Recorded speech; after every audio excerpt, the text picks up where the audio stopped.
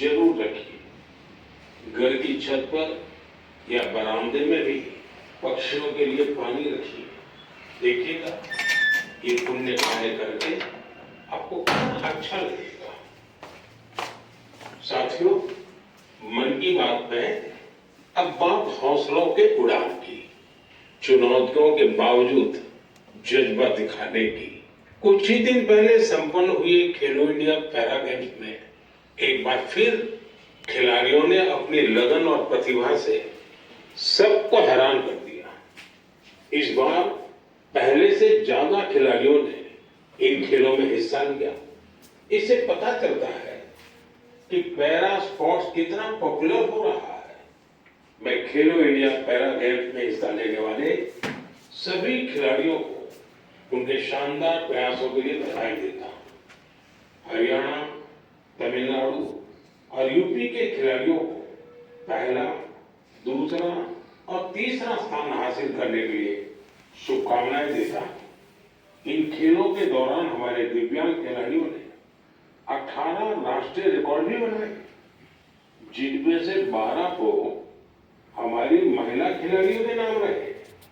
इस बार के खेलो India para games में गोल्ड मेडल जीतने वाले आर्म रेसलर जॉबी मैथ्यू ने मुझे चिट्ठी लिखी। मैं उनके पत्र के कुछ हिस्से को पढ़कर सुनाना चाहता हूं। उन्होंने लिखा है, मेडल जीतना बहुत खास होता है, लेकिन हमारा संघर्ष सिर्फ पोडियम पर खड़े होने तक सीमित नहीं है। हम हर रोज एक लड़ाई लड़ते हैं। जीवन कई तरीके से हमारी परीक्षा लेता है।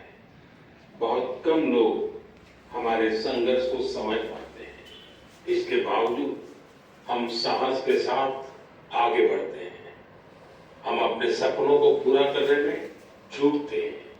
हमें ये विश्वास रहता है कि हम किसी से कम नहीं हैं। वाह, जॉबी मैथ्यू, आपने कमाल लिखा है, अद्भुत लिखा है। इस पत्र के लिए मैं आपका आभार व्यक्त करता हूं। मैं जॉबी मैथ्यू और हमारे सभी दिव्यांग साथियों से कहना चाहता हूं कि आपके प्रयास हमारे लिए बहुत बड़ी प्रेरणा है। साथियों, दिल्ली में एक और भव्य आयोजन ने लोगों को बहुत प्रेरणा दी है, जोश से भर दिया है। एक इनोवेटिव आइडिया के रूप में पहली बार फिट इंडिया कार्निवल का आयोजन किया गया। इसमें अलग अलग क्षेत्रों के करीब 25,000 लोगों ने हिस्सा लिया। इन सभी का एक ही लक्ष्य था, फिट रहना और फिटनेस को लेकर जागरूकता फैलाना। इस आयोजन में शामिल लोगों को उनके स्वास्थ्य के साथ साथ पोषण से जुड़ी जानकारियां भी मिली। मेरा आग्रह है कि आप अपने क्षेत्रों में भी इसी तरह के कार्निवल का आयोजन करें। इस पहल में माय भारत आपके लिए बहुत मददगार बन सकता है।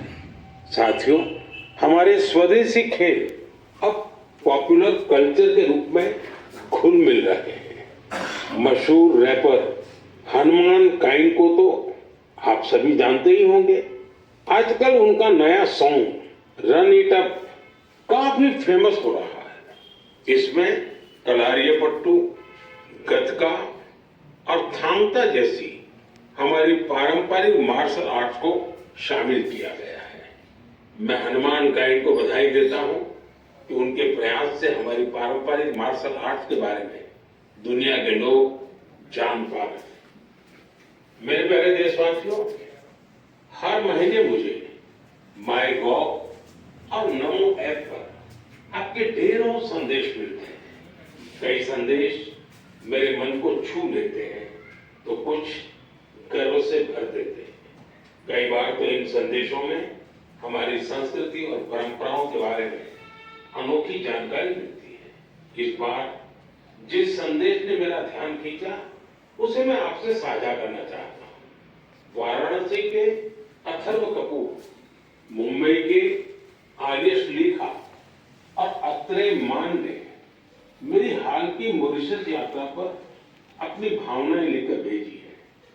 उन्होंने लिखा है, इस यात्रा के दौरान गीत गवई की परफॉर्मेंस से उन्हें बहुत आनंद आया।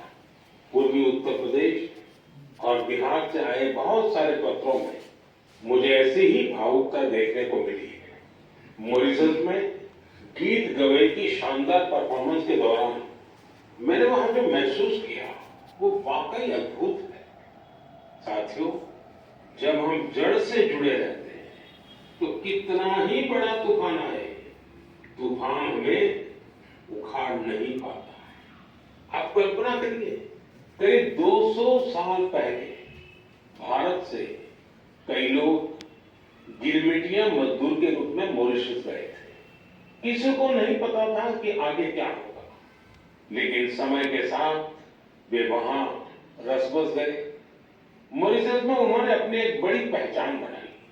उन्होंने अपनी विरासत को सहेज कर रखा और जड़ों से जुड़े रहे। मॉरिशस ऐसा अकेला उदाहरण नहीं है। पिछले साल जब मैं गयाना गया था तो वहां की चौताल परफॉर्मेंस ने मुझे बहुत प्रभावित किया।